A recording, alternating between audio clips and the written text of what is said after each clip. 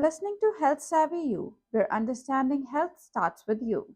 I'm Dr. Navjot Buttar, a dental surgeon, health communication epidemiologist, and your friend on the journey to better health literacy.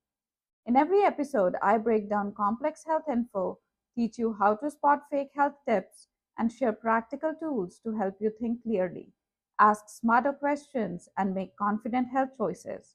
Keep listening because becoming healthier shouldn't feel out of reach, it should feel empowering.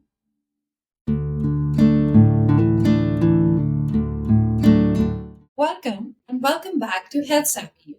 I'm so glad you're here with me for another chapter in our series, How Health Science Works. Every episode in this module has brought us a little closer to understanding how knowledge about our bodies is actually made, tested, challenged, corrected, and refined. And today, we are stepping into a topic that lives at the crossroads of nostalgia, culture, and science. So many health conversations online boil down to one big claim that modern science is somehow making us sick, while ancient or natural remedies were the real secrets to long, healthy life. I see so many posts online claiming herbs over pills, or our ancestors were healthier, or science is corrupted, and you might have too. But is there any truth to such posts and claims? Or are we comparing two very different worlds with very different problems? I am no stranger to grandmom's health recipes. Throughout my life in India, my most distinguishing, memorable feature was constant sneezing. I was basically a walking dust detector, and one tiny shift in temperature or a whiff of dust, and I'd be off sneezing dozens of times in a row, clutching a Vicks inhaler like it was my survival tool. My nanny made me a special powder to eat every day, which had ingredients like almonds, poppy seeds, black pepper, all ground together. It didn't cure me, but it helped, slowly, gently, and it felt like her love in a teaspoon.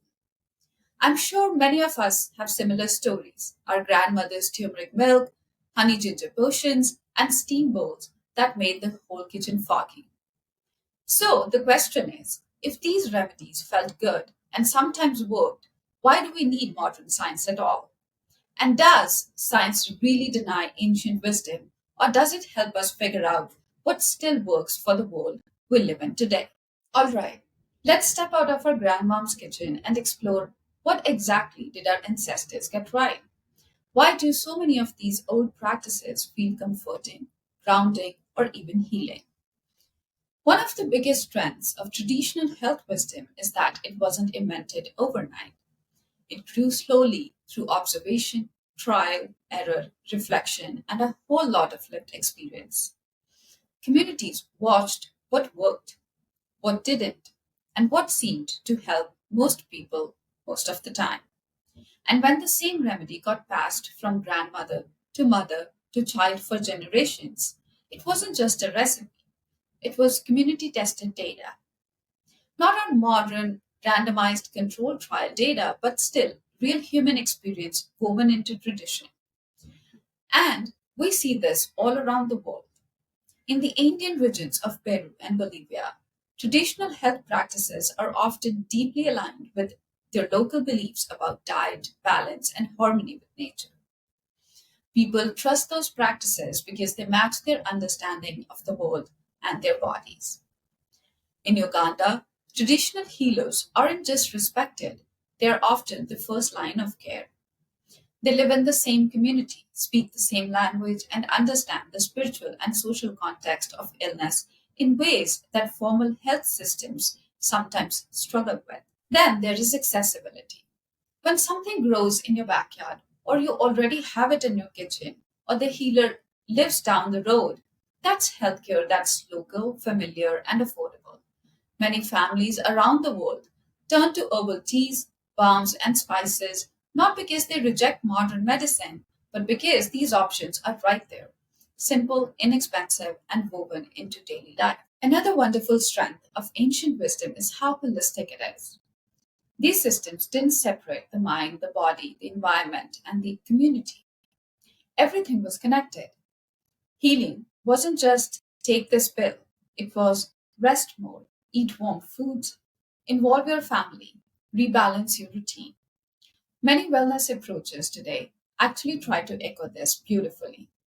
Our well being is tied to our social world and our natural world, not just our bodies.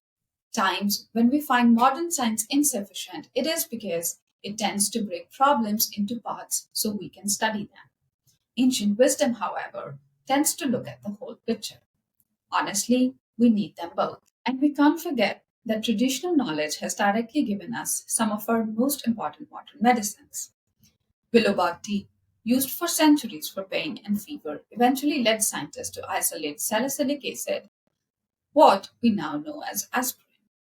Artemisinin, a life saving malaria drug that also won a Nobel Prize, came from sweet wormwood, a plant used in Chinese medicine for thousands of years.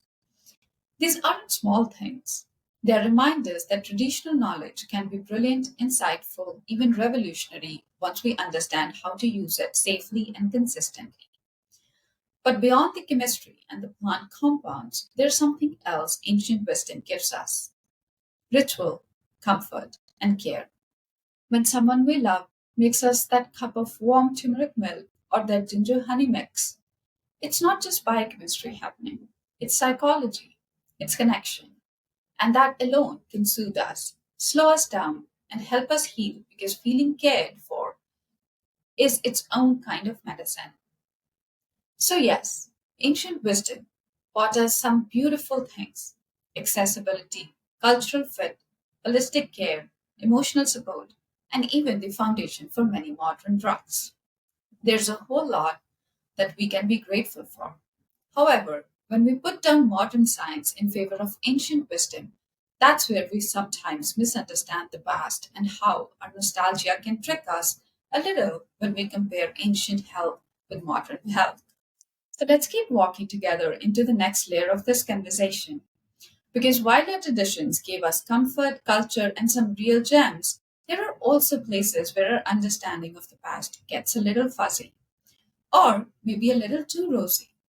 One big place where we get tripped up is something called as survival bias. Among the many biases that we learned about in the last episode, we didn't talk about this one. So, what survival bias means is that the only stories we hear about old remedies are from people who lived long enough to tell us.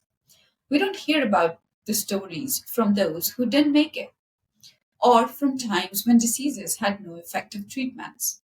Across many traditional systems, from the Andes to Asia, we see that people often relied on what they had, but that didn't mean those options always worked. The successes survived, the failures didn't get passed on.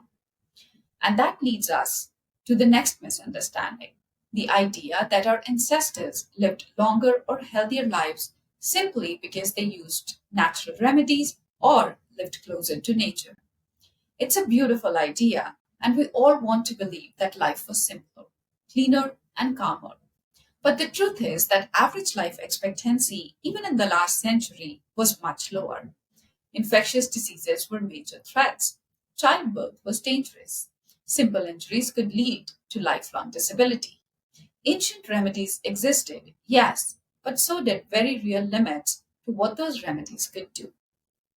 Yes, traditional practices in many places are caring and culturally aligned, but they aren't standardized or always safe. We also see in research that some practices unintentionally delayed people from getting care that could have saved their lives. For example, in my dental practice, I had patients come to me at a time when their tooth can no longer be saved because they wasted their time with traditional healers. This is not to say that people don't care about their health. This is unfortunately how our health systems are built: disjointed and inaccessible. Another area where we romanticize the past is in thinking the world back then looks anything like the world today. Oh, if only. But today, our bodies live in an environment that our ancestors simply did not have to deal with. We are navigating air pollution, microplastics, industrial chemicals, new allergens, new infectious diseases, processed foods, endocrine disruptors, climate stress. and a level of chronic mental pressure that traditional systems couldn't have predicted. That homemade spice mix that our grandma made, it was created for bodies that walked long distances, ate whole foods, lived in tightly knit communities, had less chemical exposure, and encountered a completely different medical landscape.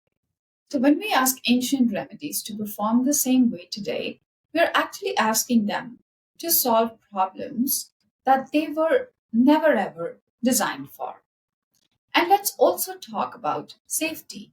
Most traditional practices are safe or low risk: teas, spices, baths, steam, warm foods. But historically, not everything was harmless. Across regions, we see examples of remedies that caused side effects or treatments that weren't consistent from one healer to the next. Without standard training or quality checks, some practices, even well intentioned ones, could be unpredictable. And in some cultural contexts, serious safety concerns were recorded, ranging from contaminated herbal preparations to harmful rituals. I don't know how many people were sacrificed to the rituals of warding off spirits when what they needed was mental health care. Old or traditional doesn't automatically mean safe or better. So when we put all of this together, we can have a more realistic picture. Our ancestors were wise, observant, resourceful, and deeply connected to their land and community. They made the best choices available to them, but they also lived shorter lives, faced dangers we no longer face, and practiced medicine in a world that looked nothing like the one we inhabit today. Sitting with this helps us see why today's science tries so hard to test things in modern conditions. We are not rejecting the past. We are trying to build a bridge between what worked then and what we need now. Next, let's step into the next room of this conversation. What modern science actually adds, and why is it a safer bet than traditional healing? If ancient wisdom was the cozy kitchen of healing, modern science is the giant, well lit lab where we get to ask, okay, does this really work? How does it work? And will it still work for all of us today? One of the superpowers modern science brings is testing under controlled conditions. Instead of guessing whether something helped, we can measure it. We can compare groups. We can track outcomes. We can see if something works consistently and not just in one person or one community, but across hundreds or thousands of people who are living very different lives. This leads us to another huge strength: figuring out the right dose, the right timing, and the right way to use something safely.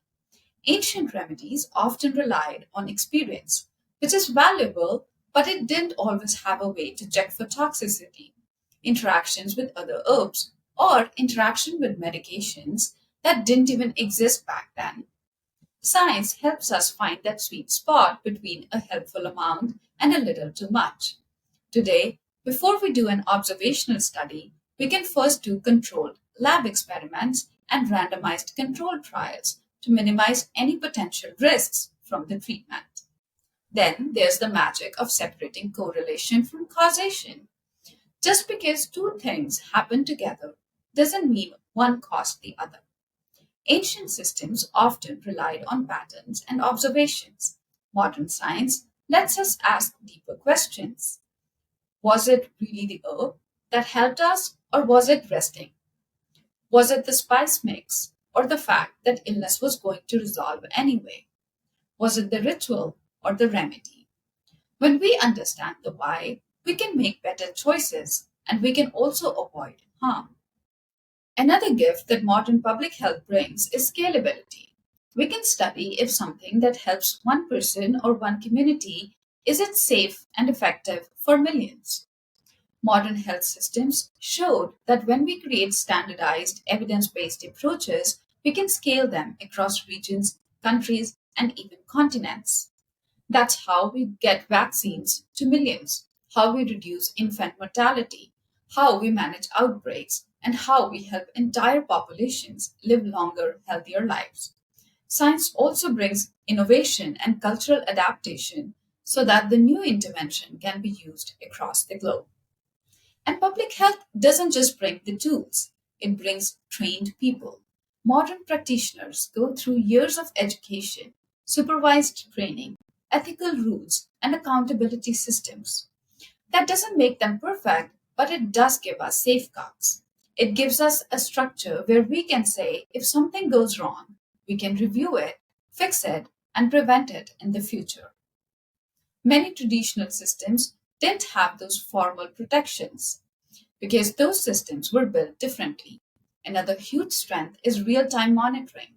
Today, we can track side effects, patterns, outbreaks, and long term outcomes across huge populations. We can evaluate risks as they emerge. We can adjust recommendations when new evidence comes in. Ancient wisdom grew slowly. Science has ability to adapt faster. And perhaps one of the most important strengths of modern science is that it's designed for the world we live in today, a world with processed foods, pollution, chronic diseases, urban stress, new infections, and global travel. Old remedies were never tested in this kind of environment, but modern science is. So when we think about ancient wisdom and modern science, it isn't a competition, it's more like a partnership. Up next, let's put out all this together and see how we can honor our traditions while also staying grounded in evidence so that we can be our healthiest selves. One big place we get tangled is the idea that natural automatically equals safe. We hear herbal, plant based, ancient, and automatically consider it healthy and safe. But nature can be powerful in both directions. Some of the most toxic substances known to humans come straight from plants. Those everyday herbs, marketed to us as natural, holistic cures, can strain the liver in large amounts or interact in ways we don't expect. The next sticky bit about ancient wisdom is the lack of standardization. One grandmother's recipe might have 10 mint leaves, another might have a whole handful, and both swear theirs is the only correct way.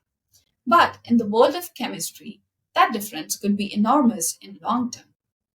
Even a single plant varies in strength based on soil, rainfall, and season.